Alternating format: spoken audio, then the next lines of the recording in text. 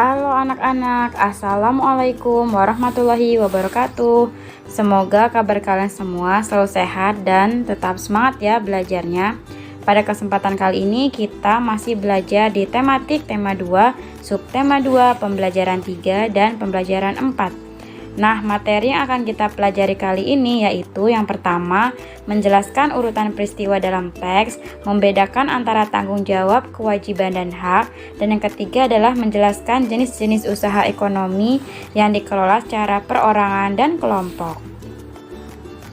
Nah, selanjutnya materi yang akan kita pelajari yang pertama yaitu menjelaskan urutan peristiwa dalam teks. Langkah-langkahnya yang pertama yaitu baca teks dari awal sampai akhir. Kemudian yang kedua, temukan kalimat utama atau gagasan pokok di setiap paragraf. Dan yang ketiga adalah tandai kata atau kalimat yang dianggap sebagai kata kunci. Nah, kita simak sama-sama ya contohnya. Perilaku manusia yang mempengaruhi proses daur air. Manfaat air bagi manusia diantaranya untuk minum, mandi, masak, dan irigasi sawah. Air yang sering kita gunakan selalu tersedia di bumi karena adanya proses daur air. Pada kenyataannya, banyak perilaku manusia berpengaruh terhadap daur air. Aktivitas menebang pohon secara berlebihan, menggunakan air secara berlebihan, dan membangun permukiman tanpa memperhatikan lahan serapan air dapat mengganggu proses daur air. Daur air terganggu mengakibatkan air berkurang sehingga terjadi bencana kekeringan.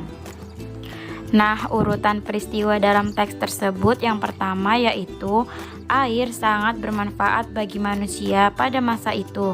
Yang kedua, dulu orang sangat memperhatikan alam dan air.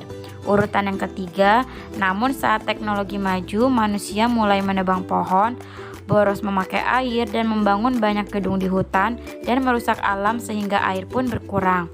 Dan urutan yang terakhir yaitu lalu terjadilah bencana kekeringan. Selanjutnya disimak ya untuk materi berikutnya. Nah, sekarang Ibu tanya, masih ingatkah kamu pengertian dari hak, kewajiban, dan tanggung jawab?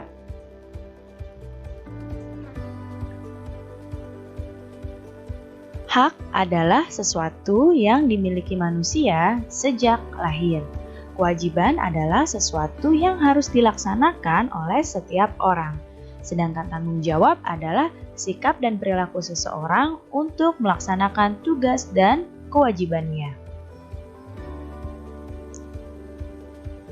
Hak, kewajiban, dan tanggung jawab merupakan tiga hal yang berbeda, tapi ketiga hal tersebut saling berkaitan satu sama lain. Hak dan kewajiban tersebut harus dilaksanakan secara bertanggung jawab oleh seseorang.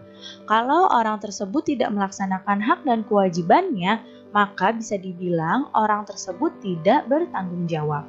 Ya, jadi hak, kewajiban, dan tanggung jawab itu saling berkaitan satu sama lain. Orang yang tidak melaksanakan hak dan kewajibannya, maka orang tersebut adalah orang yang tidak bertanggung jawab. Nah, berikut adalah hak seseorang sebagai warga masyarakat. Yang pertama adalah mendapatkan perlindungan hukum. Kemudian, mendapatkan pekerjaan dan penghidupan yang layak. Menikmati lingkungan yang bersih. Kemudian, hidup tenang dan damai. Bebas memilih, memeluk, dan menjalankan agama. Berpendapat dan berorganisasi. Mengembangkan kebudayaan daerah. Dan masih banyak lagi hak warga masyarakat yang lainnya. Kemudian, kewajiban seseorang sebagai warga masyarakat. Kewajibannya salah satu contohnya adalah mematuhi aturan atau norma yang berlaku di masyarakat, menjaga ketenangan dan ketertiban di lingkungan masyarakat, mengikuti kegiatan yang ada di RT, RW, atau di desa, misalnya mengikuti kerja bakti, gotong royong, musyawarah, dan lain-lainnya. Menghormati tetangga di lingkungan tempat tinggal, membantu tetangga yang terkena musibah, dan menjaga kebersihan lingkungan tempat tinggal. Dan masih banyak lagi ya contoh-contoh kewajiban sebagai warga masyarakat.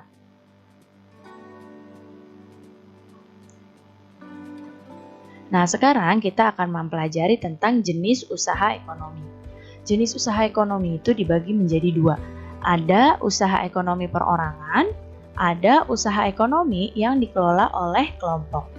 Usaha ekonomi perorangan itu adalah usaha ekonomi yang memiliki modalnya terbatas dan biasanya ini dikelola secara sederhana. Sedangkan usaha kelompok ekonomi yang dikelola oleh kelompok itu usaha ekonomi yang dikelola bersama baik dari modal, pengelolaan maupun keuntungannya. Perhatikan di sini, usaha ekonomi perorangan itu contohnya usaha pertanian, usaha perdagangan, usaha jasa, dan usaha industri kecil. Usaha pertanian ini merupakan sebagian besar usaha pertanian yang dikelola secara perorangan. Dan di sini memiliki modal yang terbatas. Usaha perdagangan ini juga dikelola oleh perorangan, biasanya berskala kecil dan sedang. Contohnya pedagang asongan, pedagang di pasar, warung, toko kelontong, itu termasuk usaha perdagangan. Kemudian usaha jasa di sini memperhatikan di sini seperti usaha fotokopi, bengkel, potong rambut, penjualan pulsa, itu termasuk usaha jasa. Dan industri kecil ini dikelola oleh industri rumahan. Contohnya kerajinan tangan yang berupa pembuatan keramik, souvenir, anyaman, dan mebel. Kemudian ada usaha ekonomi yang dikelola oleh kelompok. Contohnya seperti firma, persekutuan komanditer, perseroan terbatas, BUMN, dan koperasi. Kita akan bahas tentang usaha ekonomi yang dikelola oleh kelompok. Nah, yang pertama adalah firma. Firma ini adalah perusahaan yang didirikan paling sedikit oleh 2 orang. Dan setiap anggota punya hak untuk melakukan tindakan. Ya, jadi kalau firma ini paling sedikit didirikan oleh 2 orang. Kemudian ada persekutuan komanditer atau CV. Di sini adalah usaha yang memiliki 2 macam anggota kalau CV, yaitu ada anggota aktif dan ada anggota pasif. Anggota aktif ini berperan dalam menjalankan usaha. Kalau anggota pasif berperan dalam pemberian modal usaha. Contohnya misalnya CV, kayu jati luhur, dan masih banyak lagi yang lainnya.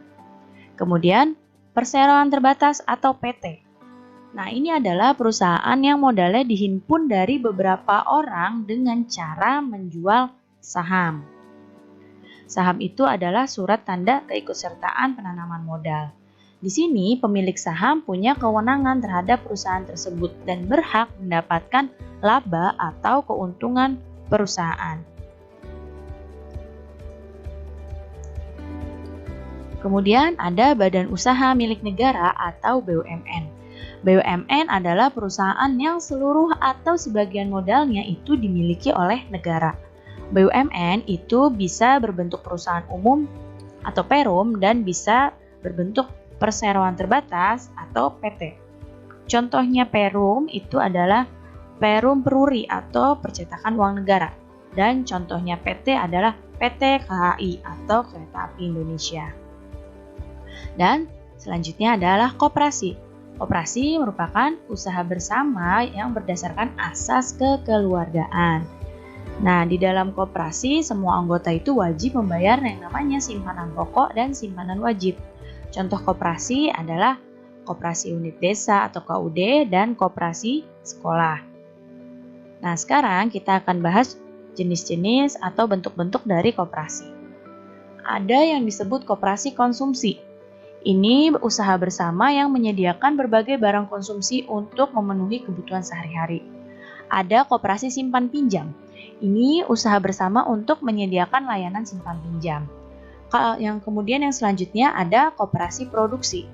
Ini menyediakan bahan baku produksi dan menyalurkan hasil produksi anggotanya. Kemudian ada koperasi jasa. Ini menyediakan layanan atau jasa tertentu bagi anggotanya. Dan ada koperasi serba usaha, yaitu di sini mengelola berbagai jenis usaha, misalnya penyediaan barang konsumsi, simpan pinjam, penyediaan bahan baku, dan penyaluran hasil produksi.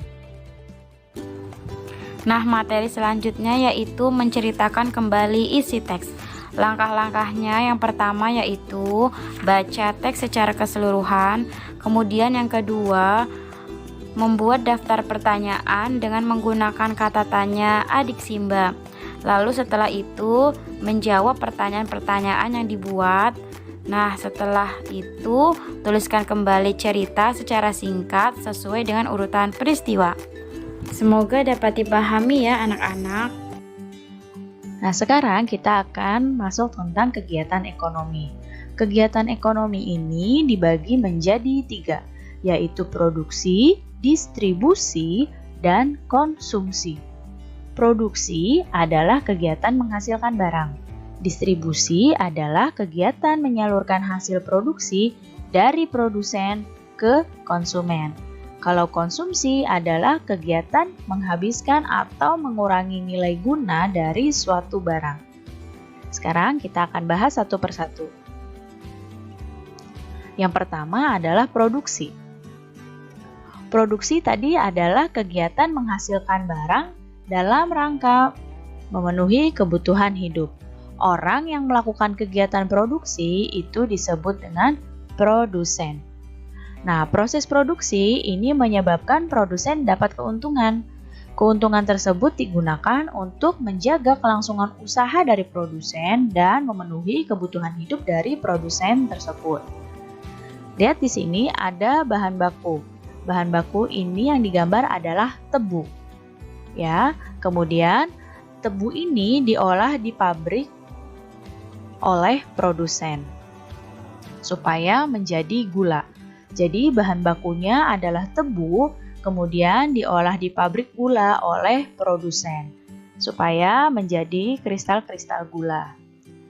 Setelah produksi ada kegiatan yang namanya distribusi. Distribusi adalah kegiatan menyalurkan hasil produksi dari produsen ke konsumen. Ya, menyalurkan hasil produksi dari produsen ke konsumen. Orang yang melakukan kegiatan distribusi itu disebut dengan distributor. Ya, orang yang melakukan kegiatan distribusi adalah distributor. Nah, kelancaran distribusi barang membutuhkan sarana transportasi dan akses yang memadai. Tujuannya apa? Tujuannya agar hasil produksi dapat segera sampai ke konsumen dengan cepat dan tepat. Nah, distribusi ini bisa melalui jalur darat menggunakan truk, kemudian melalui laut menggunakan kapal laut, dan juga distribusi melalui udara itu menggunakan kapal udara. Kalau masih dalam satu pulau, biasanya distribusi dilakukan melalui jalur darat. Tapi jika sudah berbeda pulau, distribusi bisa dilakukan melalui laut, bisa juga dilakukan melalui udara. Dan yang ketiga adalah konsumsi. Konsumsi adalah kegiatan menghabiskan atau mengurangi nilai guna suatu barang untuk memenuhi kebutuhan hidup.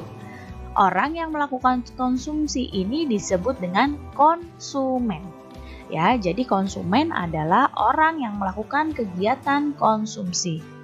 Untuk mengkonsumsi barang atau jasa, masyarakat perlu melakukan pengorbanan tertentu. Pengorbanannya bisa dengan mengeluarkan uang atau dengan mengorbankan waktunya. Nah, tadi distribusi gula tadi, kemudian gula yang didistribusikan itu sampai ke pasar, kemudian dijual di pasar untuk dikonsumsi seperti ini. Nah, berikut contoh kegiatan ekonomi. Di sini Ibu mencontohkan kegiatan ekonomi pada gula, ya, pada produksi gula. Pertama, di sini ada proses produksi. Proses produksi di sini adalah tebu dipanen oleh petani, kemudian dikirim ke pabrik untuk diproses, ya, agar menjadi gula pasir. Setelah proses produksi, gula pasirnya jadi dan dikemas seperti ini, masuk ke proses distribusi. Proses distribusi ini, gula pasir yang sudah dikemas di pabrik, kemudian didistribusikan atau dikirim dari produsen ke konsumen. Di sini dikirimnya menggunakan truk. Kemudian yang terakhir adalah konsumsi. Konsumsi ini gula pasir yang sudah dikirim dari proses distribusi ini, ada yang masuk ke pasar, ada yang masuk ke swalayan. Kemudian gula ini dibeli oleh konsumen untuk dikonsumsi dalam kehidupan sehari-hari. Baiklah anak-anak, itu tadi penjelasan materinya. Semoga kalian paham ya. Nah, selanjutnya tugas yang akan kalian kerjakan yaitu menjawab pertanyaan berikut ini. Selamat mengerjakan. Sampai jumpa di pembelajaran berikutnya. Wassalamualaikum warahmatullahi wabarakatuh.